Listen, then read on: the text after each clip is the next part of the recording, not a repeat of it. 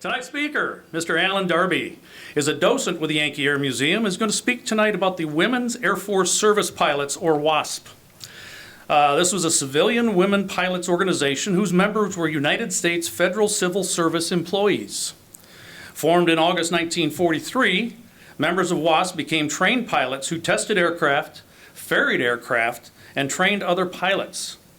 They flew every plane in the Army Air Forces possessed and every type of mission a male pilot flew during World War II, except combat. Ladies and gentlemen, please join me in welcoming Mr. Alen Darbe.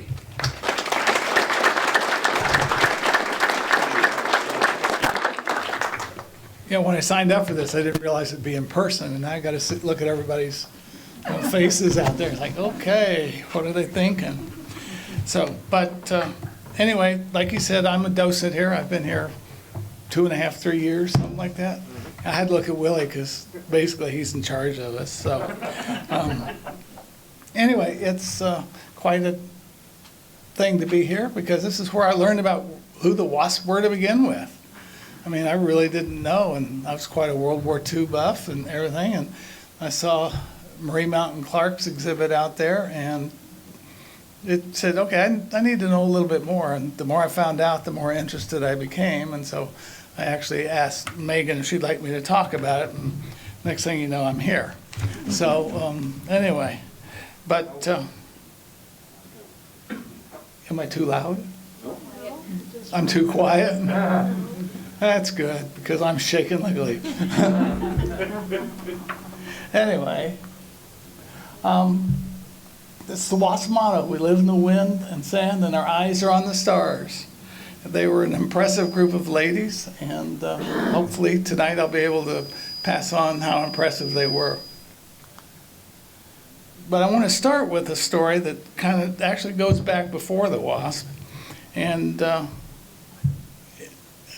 how many of you have seen Tora, Tora, Tora? Yeah, almost everybody. You know that scene at the beginning where the ladies find the Stearman? Yep. Yeah, well, she wasn't flying a Stearman in real life. And she was a fairly young, 24-year-old young woman that had moved to Hawaii to give flying lessons. And she was up there flying her interstate cadet.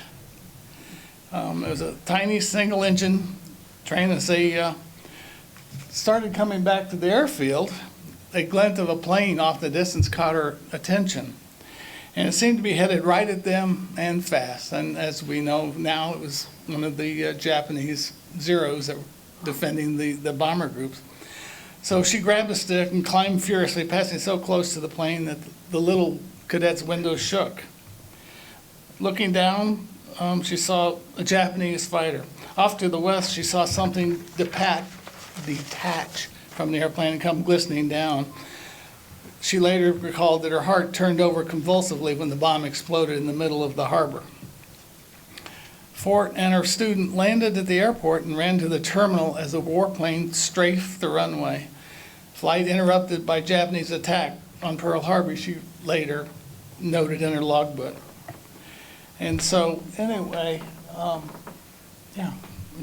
she developed a reputation as a home front hero after Pearl Harbor. She returned to the mainland and joined the Women's Auxiliary Ferrying Squadron, which is WAFS, which was one of the two components to what would become the WASP. And anyway,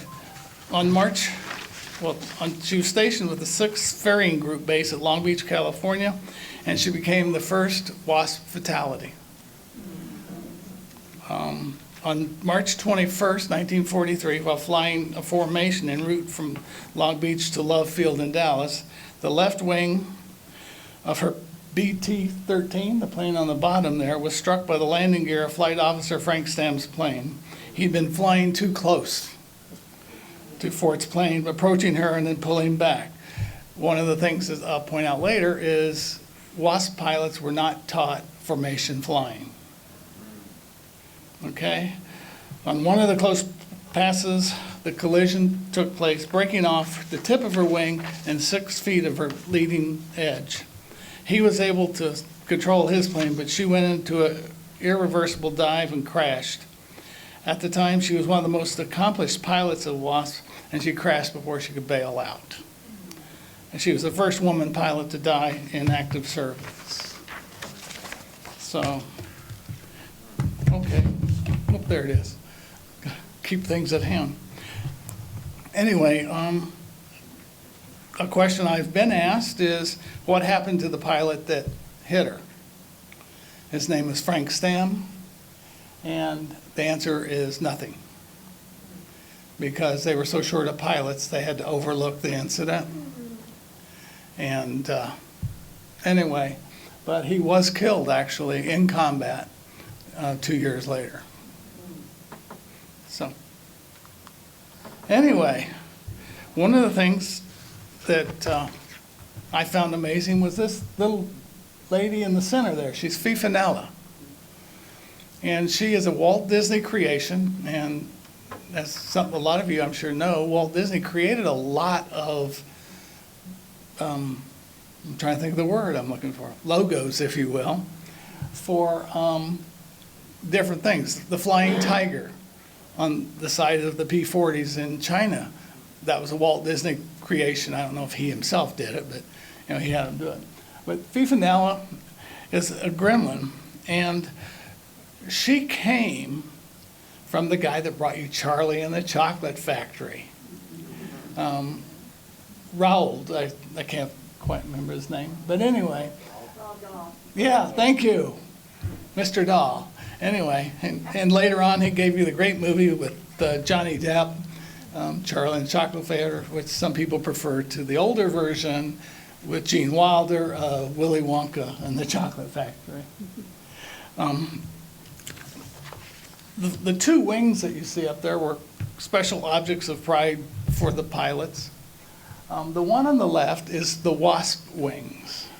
And what they are is basically the Army Air Corps wings taken and then the diamond shaped object put in the center. And the reason that it's a diamond is because in the heraldic, anyway, they use a diamond to represent the female.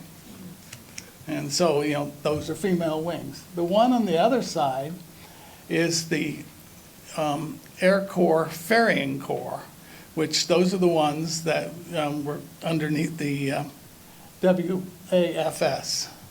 And so they went through, and when they were actually released, they'd replaced their Wasp wings with these, because those are the ones that they wore when they were actually working for the ferrying service.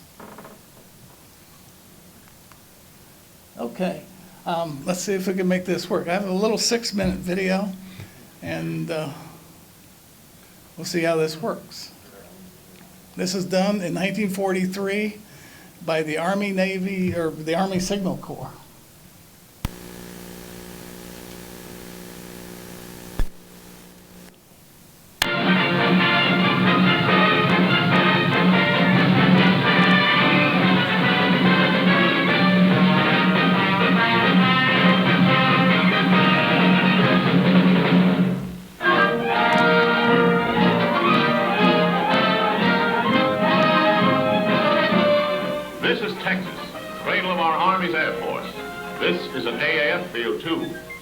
Headquarters rides a strange little girl gremlin called Fifinella. And out of those buses are stepping girls. Girls who give a new angle to an Air Force story. They're WASPs, Women's Air Force Service Pilots. But even before they get a chance to take the polish off their nails, it's out onto a dusty Texas drill field with them. Right away, the Air Force wants to get a little muscle on those pretty arms. This scene provides a pretty fair picture of what the girls look like from all angles. None of them are under 21 or over 35. Now, kidding yourself is a very wholesome kind of, thank you, sir, a very wholesome kind of conditioner for young ladies about to embark on a serious venture.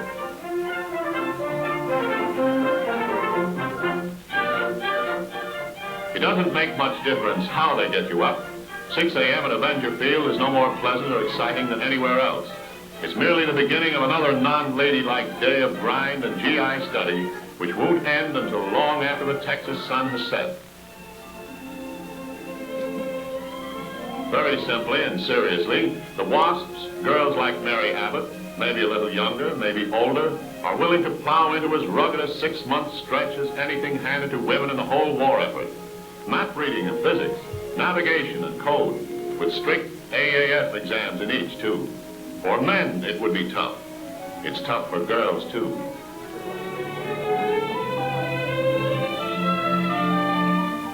To be accepted as a WASP, each girl had to have 35 hours in the air beforehand, enough to know men's airplane talk when they hear it. But flying here is different, Kay. The instrument board of that link trainer has instruments and radio devices and controls you never dreamed of. This is the Army, Kay. The Army judges each girl not by her eagerness, but by her ability to fly. The little blonde on the right with her hair bleached by the sun, you or I might judge by other standards. She doesn't. Lonnie, her name's Lenore Horton, is pretty serious about her flying, for the duration anyhow. She and her good friend from New York named Nancy Church have paired off as a flying buddy team. Nancy's riding the controls today and will get credit for the time. Lonnie gets some good practice on a radio and navigation. Next flight, they'll trade.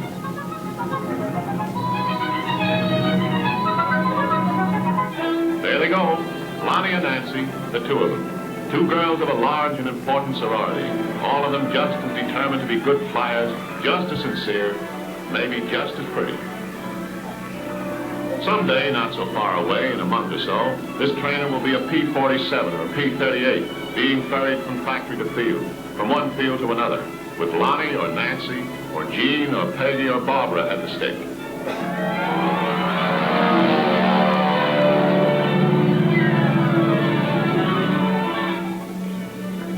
Nobody should ever tell a WASP that flying's not a woman's job. They wouldn't believe it, any more than if it were said a girl can't be a good flyer and a woman. A woman at the same time.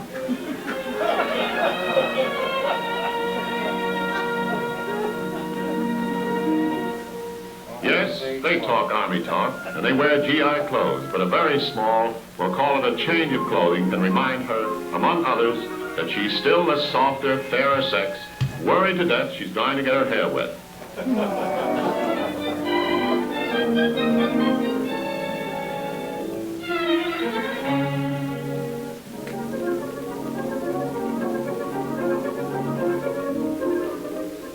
At this point, nobody should tell a Screen Magazine audience that a WASP is anything but a woman when she gets time for relaxation in the sun.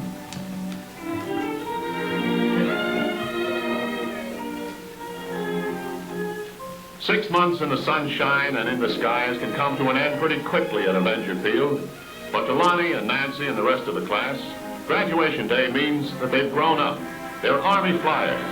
As they know, their experience here has been no interlude for romantic adventure, but a period of intensive training for a highly important job.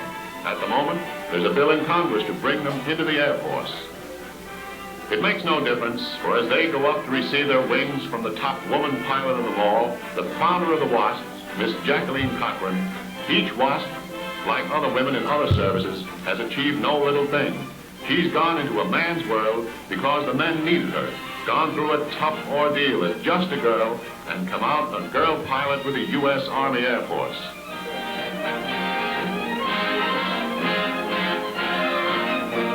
No time to waste. Everywhere they're badly needed for ferrying duty, so that the men, trained and training, can go off to fight, while WASPs help get their ships started on the road overseas. There is a reason for the WASPs.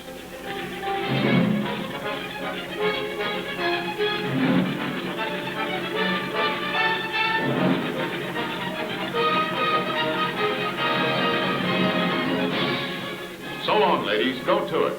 Someday you'll be able to sit down in the evening with your husbands, who will probably be flyers, and remind them that during the war, you did your part. Keep them flying, Pivanella.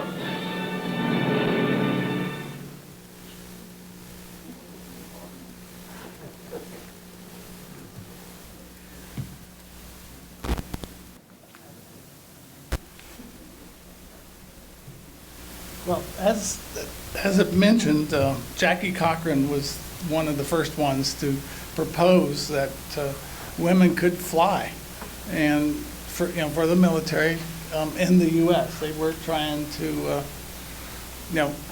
get it through a bill to authorize the expenditures of the funds. And it started with a letter to Eleanor Roosevelt in 1939. So it was just after about the time that the Germans had invaded Poland. Everybody was becoming really obvious that it was going to turn into a world war. So she proposed that the training program be established to supply pilots for the squadron. And the intent of the pilot programs was to see if women could serve as military pilots, and if so, to form the nucleus of an organization that could be rapidly expanded. To release male pilots for combat and to decrease the Air Force's demands on the cream of the manpower pool, because the pilots tended to be more highly educated than people that weren't flying in a lot of cases. So the next question then becomes this: who would be attracted to the WASP? And their employment before the war has been as varied as any other group involved. They were housewives, mothers, debutantes, students, secretaries, beauticians, flight instructors, and even an actress and a movie stunt woman or two. But the purpose for joining was the same. They wished to serve their country. Some had pretty obvious reason. Anne McClellan's pilot husband had been missing since the Bataan Death March. Hazel Lee, an American of Chinese ancestry, was engaged to a major in the Chinese Air Force. Some of the women were already widows of the war, but they'd already lost their husbands overseas. And most had husbands, fiancés, sweethearts, fathers or brothers in uniform.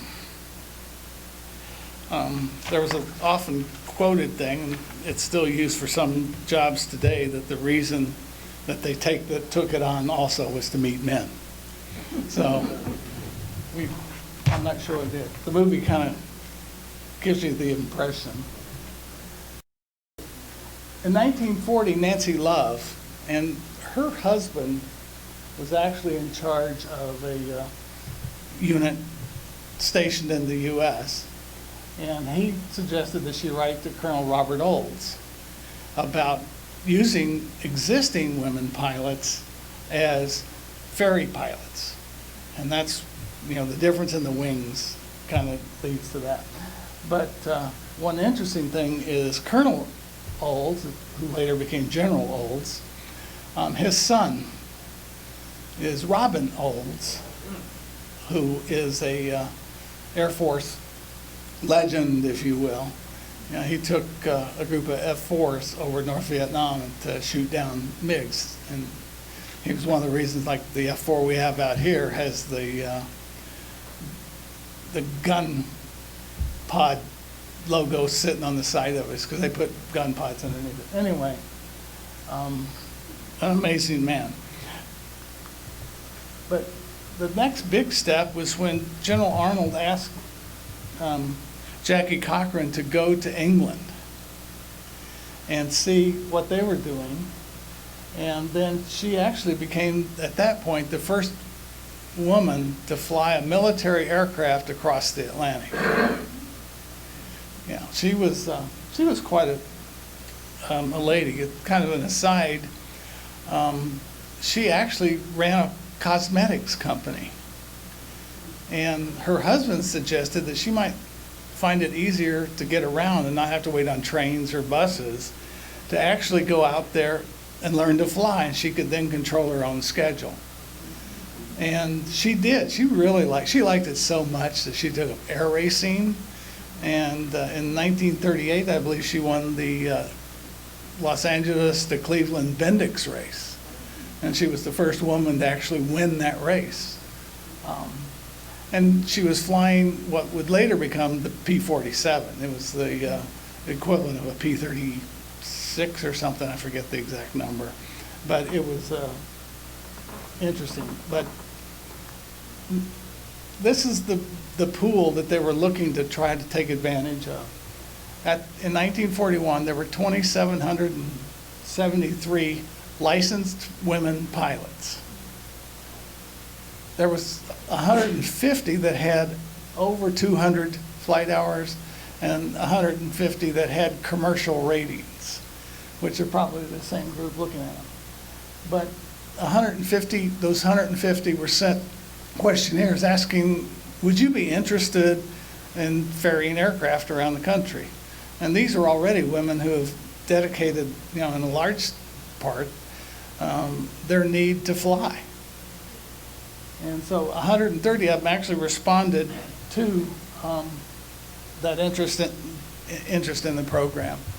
And 25 of those were selected, and we'll touch on that in a minute, is a group.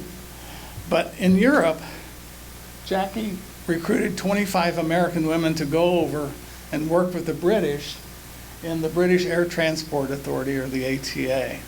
And so they were actually already, women were flying British military aircraft. The biggest thing that they were doing at that point was, this is right at the Battle of Britain. They were bringing and delivering Spitfires and Hurricanes because they were losing them as fast as they could build them. And fortunately, because it happened over England, the pilots, for the most part, lived, whereas the German pilots that got shot down were become prisoners and couldn't go back. But at the same time, they authorized the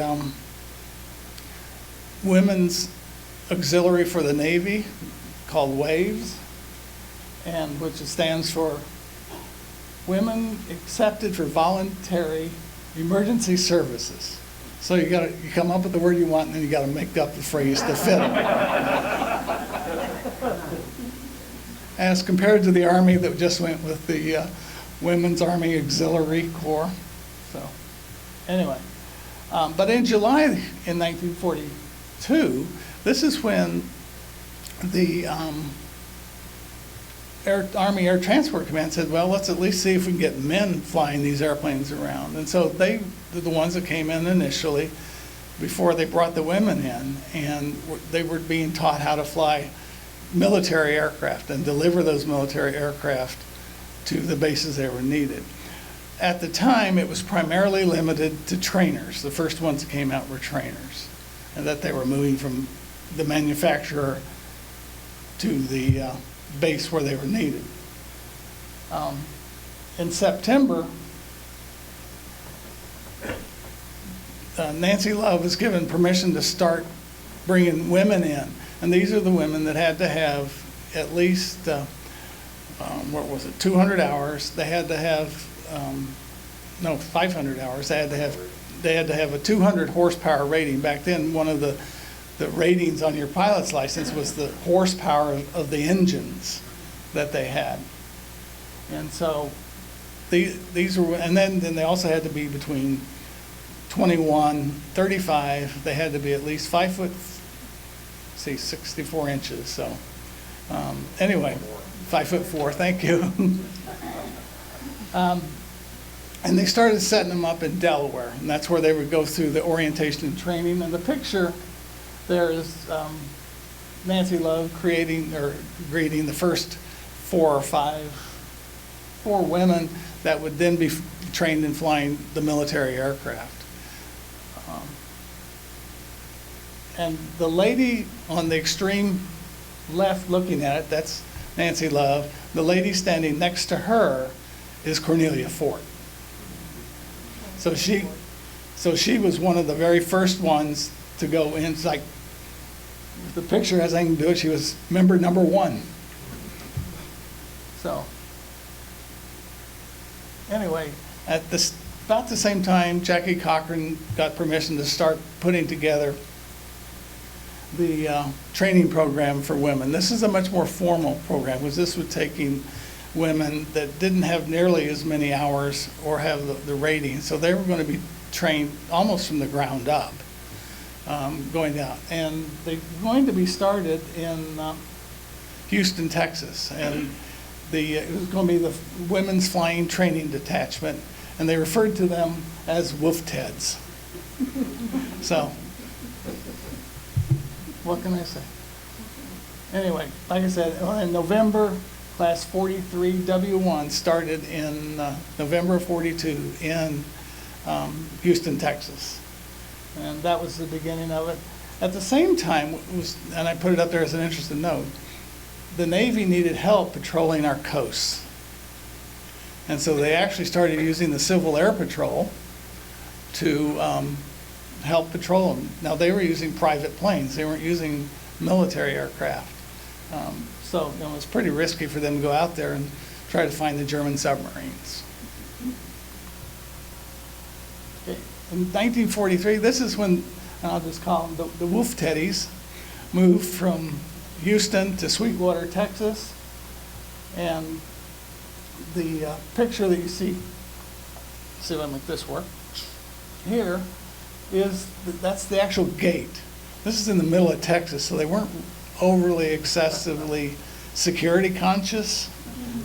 I mean, you'd be lucky enough to find Sweetwater, Texas, let alone. But anyway, and right on the top of it is Fifanella. This is so awkward to me just to stand here. I'm used to walking around. So, got to do that before I do another one. Okay, and then in July, the Wolf-Teds and the Wasps were combined, and they became the Wasp.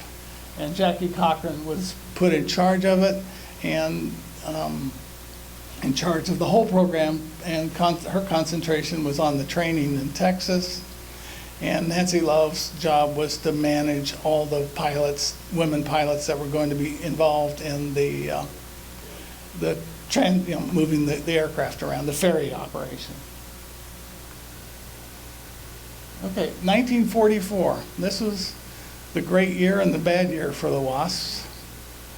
In March, the Congress had a committee on military affairs, and they recommended that the Wasps be militarized so that when they finished their education, they would become second lieutenants. And in fact, part of the training in Sweetwater was included, it met the same kind of training that a male officer would have to when he went through flight training, that he would get his lieutenancy. Lieutenancy? It's one of those military words. Got it. And then in March, it also became obvious that we were actually going to win the war. And the other thing that happened about the same time is our loss rates dropped dramatically, because now we've got the Mustangs and the Thunderbolts protecting the bombers. So we weren't losing nearly as many pilots. And the male pilots started feeling threatened. Okay, we're going to lose these women are going to take our jobs. Anyway, so they came out and they lobbied against militarization. And they got the newspapers and the magazines to actually agree with them. That, they felt, woman's place is not in the cockpit if there's a man that can be there. And so, on June 6th, D-Day, that really put the nail in the coffin, so to speak, because now once we even had air bases in Europe shortly after that. And the WASP militarization bill was defeated. And then in December, the WASP were deactivated on December 22nd, I believe.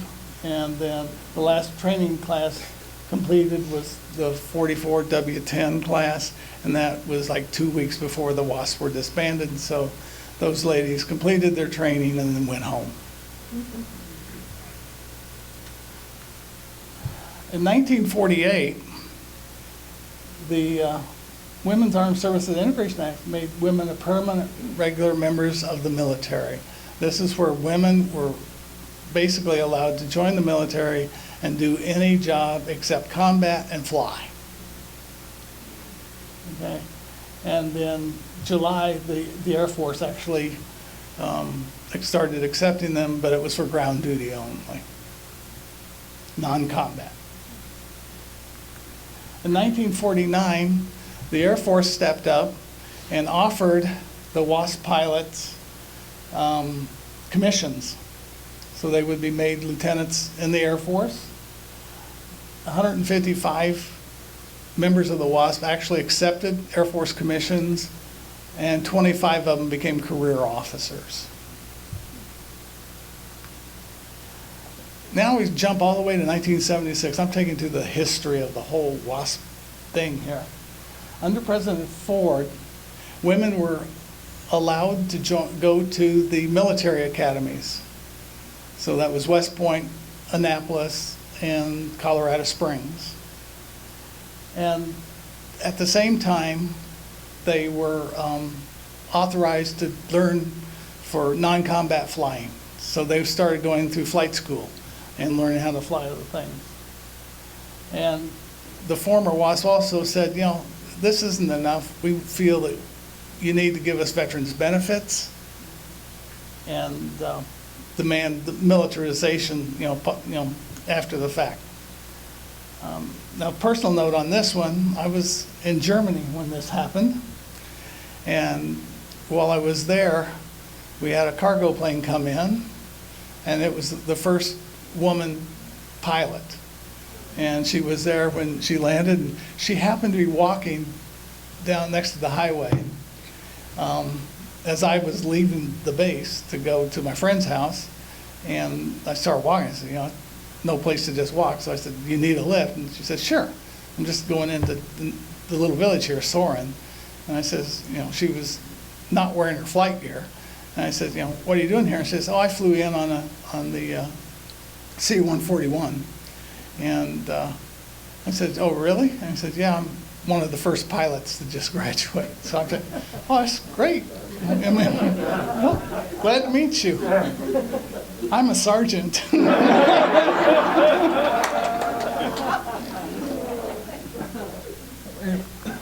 But under President Carter, Congress passed a law to make the WASP part of the military, and he signed that bill.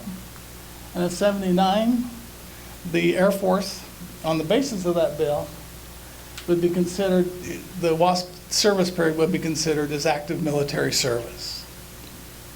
And in May of that year, the WASP were all issued honorable discharges. There was one, the way it was worded, would come to haunt them. They said that they would be authorized to all veterans' benefits. And can you guess what the problem is? Pardon? Well, they're considered veterans under this, so that happened. The problem was that Arlington National Cemetery, it's not a veteran administration facility. It's conjoined to Fort Meade. It's an Army facility. And the way that they worded it was, you're entitled to any benefits managed by the Veterans Administration. So, but in 1984, I believe that's President Reagan, the WASP were finally awarded their victory medals from World War II. And then in 2009, in fact, somebody just over here showed me, I think it was a copy of the coin that they got. And so anyway, they got the Congressional Gold Medal. And then this took care of the little Veterans Administration issue that Congress passed and President Obama signed, the bill authorizing WASP burial at Arlington. And the four ladies underneath it, Senator Mikulski, Senator Ernst, Representative Davis, and Representative McSally, were the key people to get this bill passed. And I put their pictures up there to show that, you know, there were some people that were helping push this stuff through. Okay, like in the video it showed, you know, what were the WASP requirements? 21 to 35, minimum height score 60 inches. They raised it to 64. the next year, because what they found out is you can't reach the pedals if you're only 6 inches tall, male or female. I mean, it's just not there. You did have to be a high school graduate, which was not a requirement for the men. In other words, the men just had to have 3 years. It didn't require all 4. They had to have 500 hours of flying, and this is for the WAFs, the people in the trans, because they wanted them up and running as fast as possible. And they had to have a commercial rating with a 200 horsepower engine. And so then they had to take a test, the aviation cadet qualifying exam, and they had to pass that. And as it was mentioned in the movie, these women were civilian contractors technically. And one of the advantages of that for them was if you've become a member of the military, you can't just quit. Well, you can if you're a civilian contractor. But the other thing is that they got a $250 a month salary, which was pretty good at the time. Men were getting $350 for the same work. So, you know, it's, but I mean, it's strange to us today, but back then that was the way it was. Okay. Pardon? It still goes on today, discrimination of. There, without a doubt. My wife lets me know about it every day. So. Anyway, just kind of an overview. 25,000 women applied for the program. And out of that, 1,830 were accepted for 22 and a half weeks of training, and that was the initial group. After that, it became longer for everybody. And then out of that 1,830, 1,074 actually completed the training, which means they could fly any of the trainers that the Air Force had at the time, and maybe even more. But during their service, 38 women were killed. And that includes Cornelia and a couple others that I'll bring up in a little bit. They flew 60 million miles. And they were having a hard time, thinking about, 60 million miles, that's a lot of miles. But they delivered over 12,000 aircraft. Now, one thing that's interesting, given our location, is that the Willow Run bomber plant did not use Wasp pilots. They were not ferried from Willow Run by women. Now, generally when they left Willow Run, they went to a center where they could upgrade the aircraft, because the aircraft at Willow Run were built in blocks of like 20 aircraft. And the Army, as these planes are being made, wants to make changes, and so they document those changes and make it so that those changes would take place in the next block. And then what they'd have to do is take that first block to a place where they retrofit the changes that they wanted for the next one. So I was real surprised that, because where my source on this said they didn't understand why they couldn't fly the B-24, because a lot of the women were actually qualified to fly the B-24. Okay, this is kind of the training regimen. I want to say regime, but it's regimen. And so this is, some of the things they had to go through, and a lot of it was covered in the movies. Physical training, flight training. They had to learn Morse code, because a lot of the aircraft at that point, as you've seen in some of the other movies, is they're transmitting back and forth in Morse code. And it's a good thing I didn't have to do that, because that's where I would have probably failed out. Anyway, they had to learn navigation. These women, that was one of the big things that was important to this group, is they're doing long distance, in some cases coast to coast flying. and they had to be able to navigate, close to close. I know what's, the nearby air emergency fields and things. The Link trainer, like we have out here, they were using it, and they had like 5 of them in the room in the film. And then they also had to learn military etiquette. Like when they graduated, they had to march, and they had flags and everything. And in several of the graduations, they had Hap Arnold actually would come down and provide be the officer that was given help up there with Jackie, giving them the wings. And they graduated about a class a month. Okay, now here's where it gets interesting. What did they do? They didn't just ferry, although they ferried 12,000 aircraft, but they target towed. Now, that's a scary job for me because I'm flying, and the airplanes they flew were actually Navy, except we called them an A-24 and an A-25 rather than a Dauntless dive bomber and a Helldiver. Okay, but you can see how close that's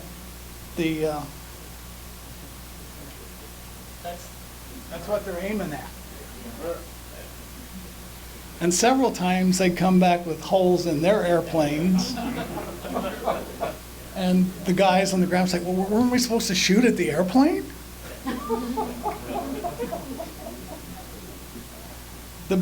Another big thing they did was post-maintenance testing. Because a lot of times you have airplanes that come in for service, repair, whatever. They can't just go back to their unit. They've got to be test flown to make sure everything worked right. Demonstration flights, and this is one of my favorites. The B-29. Somebody asked me earlier if I was going to talk about the B-29. Well, here it is. They had a problem with the B-29, and that it and the B-17 had a common problem, is their first prototypes crashed and killed the crew. And so they couldn't get men to volunteer. So they flew a B-29 down to, I forget exactly where it was, and Colonel Paul Tibbets, except it was Major Paul Tibbets at the time, walked over to the shack and said, I need a couple women to learn to fly the B-29. And they said, help me, go for it. And here's an airplane that in the male world has got a widowmaker reputation. And in the reality of it, it was not a widowmaker, it just needed to be flown right. And so,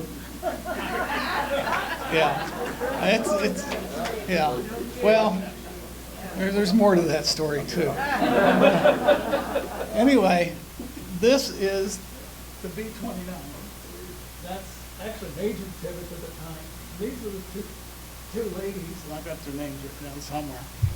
But they are the ones that volunteered to fly around. And if you look at the side of the aircraft, Major Tibbets had Fifinella put on the airplane. He had Fifinella, the little gremlin. Yeah, the logo on there, and they called it Lady Bird.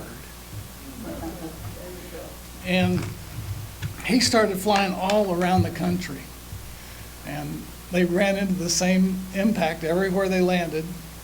The ladies would get out of the aircraft, and everybody's saying, "You flew that?" Yeah. Why? Can't you?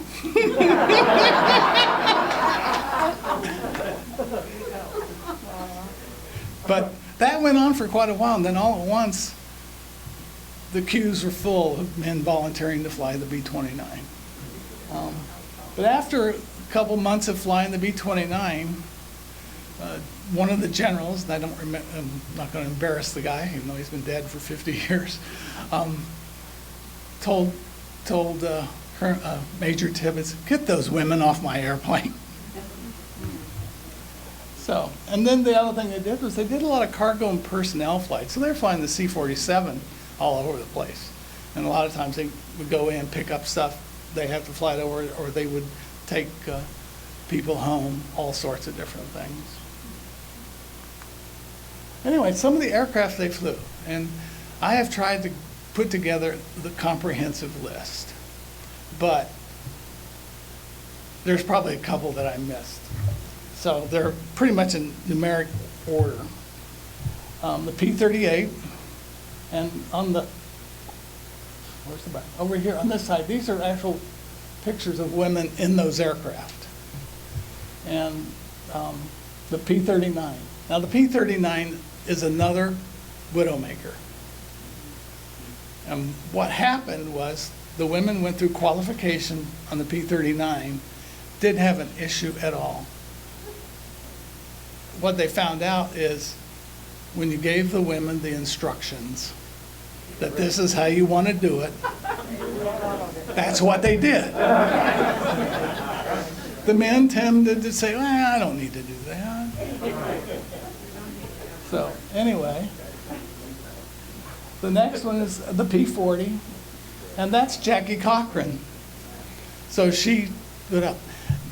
The interesting thing about Nancy Love, she was qualified in probably everything except the B-29, and then some of the other planes there I'll point out in a little bit. But anyway, she actually in the 50s had teamed up with her good buddy Chuck Yeager, and she said, Chuck, I'd really like to go supersonic.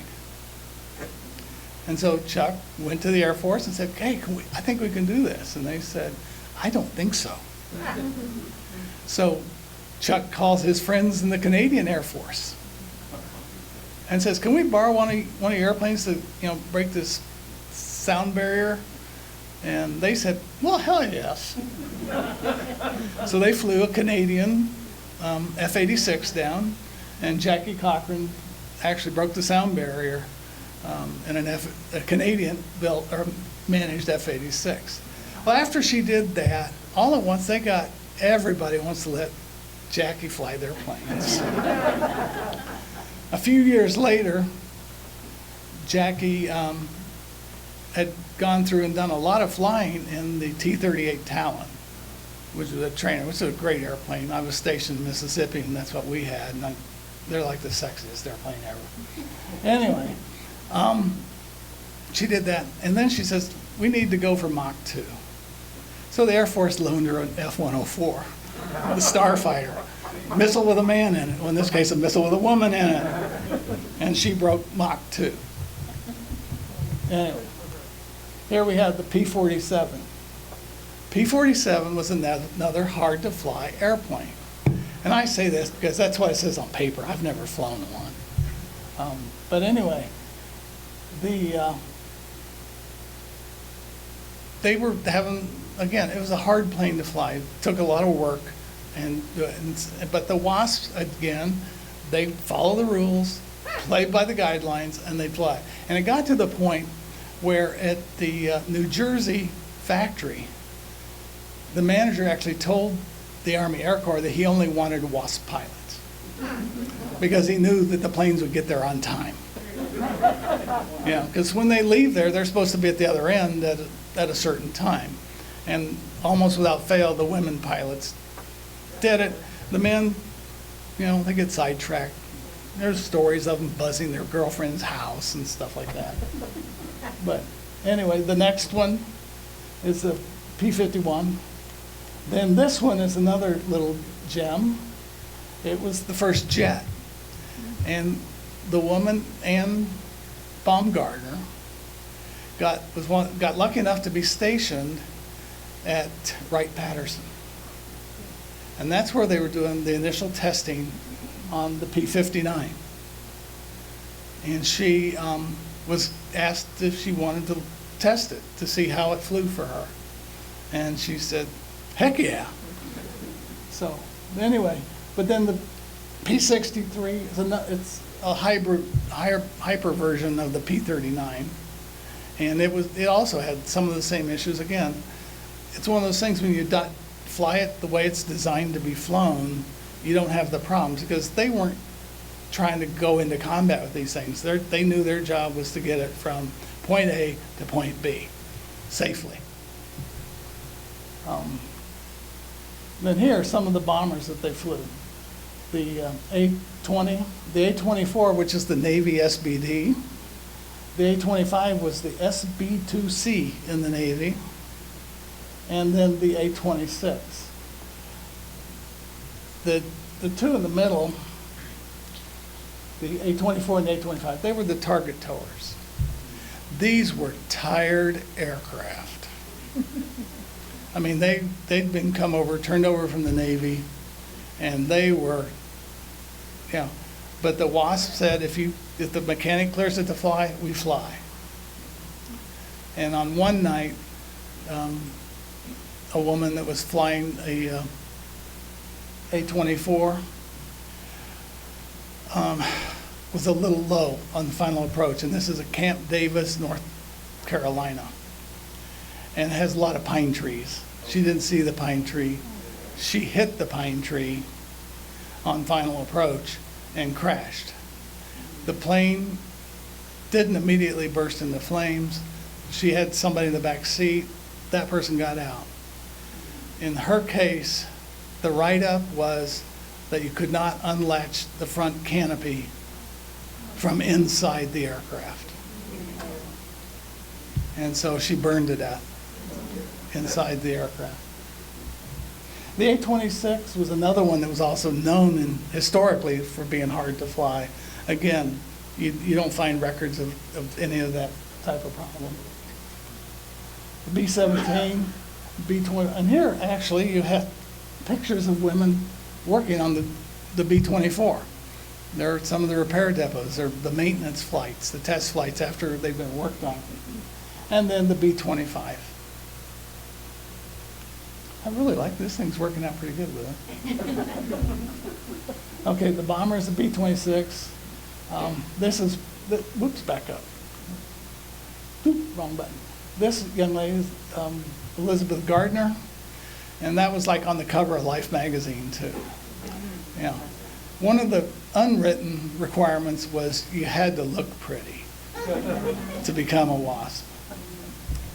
Okay, and then again the B-29, and this is the crew, the two women right here, and then Major Tibbetts, and then a B-34, which I'd never heard of until I started researching this thing.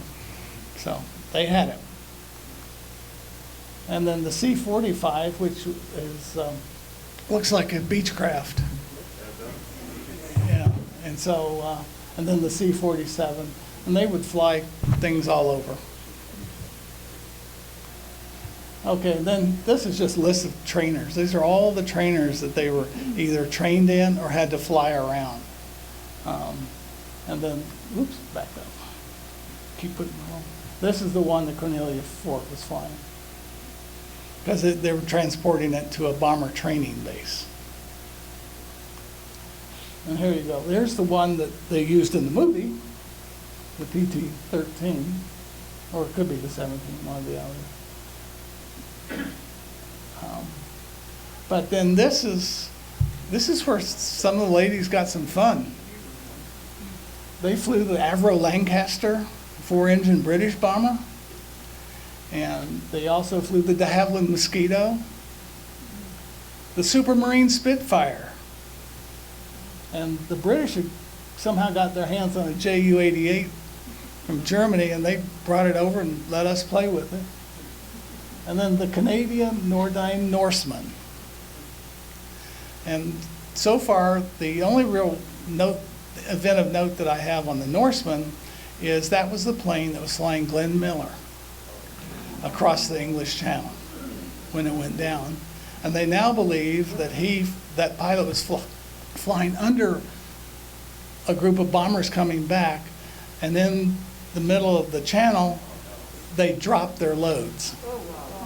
If they're coming back and they have stuff left. And so a few years ago, they think they found it, but they haven't been able to bring it up. And speaking of losses, this is a list of 38 ladies that died serving their country.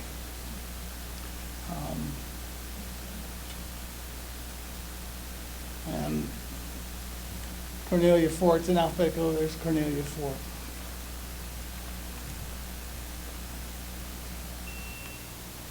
This is Ann Baumgartner Carl, and she actually has a book out called A Wasp Among Eagles, which was a very interesting read.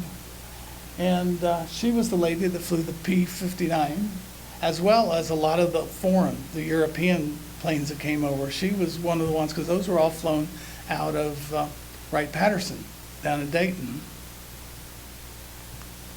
Marie Mountain Clark, she's a local hero. Yeah, she is. I wish I'd had the chance to meet her, but she's the reason I'm here tonight. Because I saw that and started learning more about it and said, wow, what a story. Anyway, but she has an award that very few people ever got. It's right here. And it's actually on her blouse out there. It's called the Caterpillar Award. And that is because she actually fell or was thrown out of an airplane. There was a problem with her seatbelt. The plane went inverted. The guy in the back inverted the plane. Canopy was open. She went out. She opened the parachute. In fact, the D-ring she pulled is in the case with her blouse. And anyway, it's a group that was formed by the parachute manufacturers, because at the time, parachutes were made of silk. Silk came from caterpillars. So that's what where it came from. And she was stationed in Las Vegas after she graduated. And that's where she met her husband, because she was a B-17 co-pilot trainer. One of the things that I've learned since working here, and you can see it on the B-24 console, is the flight instruments are only in front of the pilot. So the artificial horizon, the turn and bank indicator, the compass, everything, that's strictly in front of the pilot. The co-pilot has all the engine stuff, all the gauges, so I can see how the engines are running. Yeah. And that was the same probably on the B-17. So co-pilots had to go through a separate training path than the pilots, because they had to learn how to fly with the instruments over there.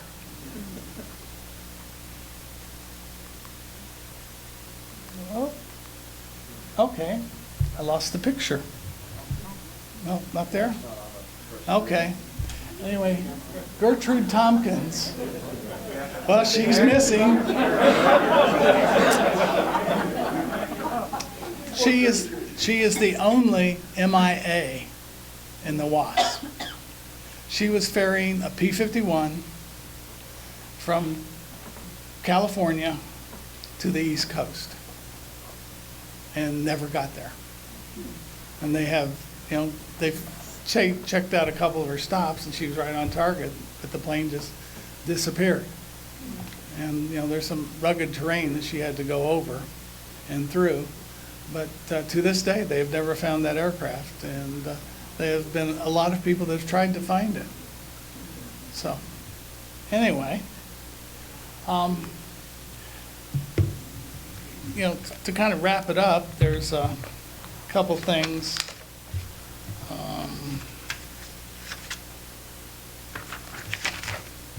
Since I didn't need my notes, I kind of... this is the speech. It was a short thing that General Arnold, Hap Arnold, gave it to the graduation of the last Wasp class at Sweeter on December 7th, 1944. And he said, "Frankly, I didn't know in 1941 whether a slip of a young girl could fight the controls of a B-17 in heavy weather. that they would naturally encounter in operational flying. Those of us who'd been flying for 20 or 30 years, which he had, knew that flying an airplane was something you do not learn overnight. Well, now, in 1944, more than 2 years since the Wasp first started flying with the Air Forces, we can come to only one conclusion. The entire operation has been a success. It is on the record that women can fly as well as men. Certainly, we haven't been able to build an airplane you can't handle. From AT-6s to B-29s, you have flown them around like veterans. One of the Wasps have even flown the new jet plane. So on this last graduation day, I salute you all. I salute you and all WASP. We of the Army Air Forces are proud of you. We will never forget our debt to you. Well, that's up to... okay. But the last piece I'll read is Cornelia Fort. This is what she wrote in her diary. As long as our planes fly overhead, the skies of America are free. And that's what all of us are fighting for. And that we, in a very small way, are being allowed to keep that sky free is the most beautiful thing I have ever known. I, for one, am profoundly grateful that my talent, my only knowledge, flying, happens to be of use to my country when it is needed. That's all the luck I ever hope to have. So, she was a pretty smart woman. So, can't say that much about the guy that hit her. But anyway. Thank you. Questions?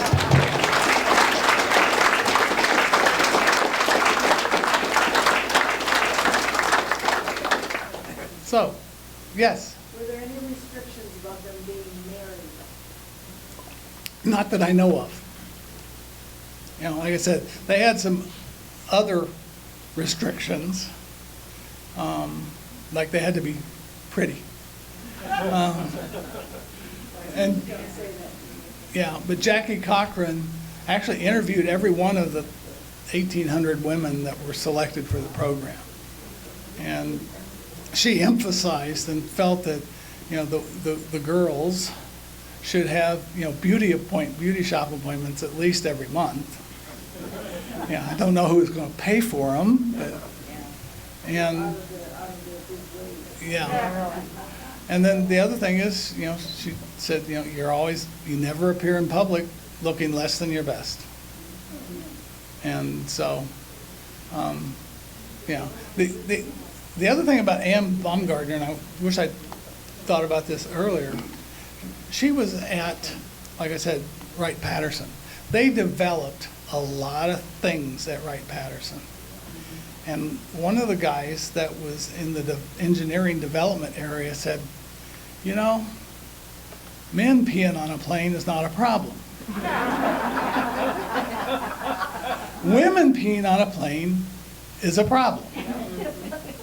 And so he worked with her to develop, and it's still used today. You can buy one at Sporty's Pilot Shop.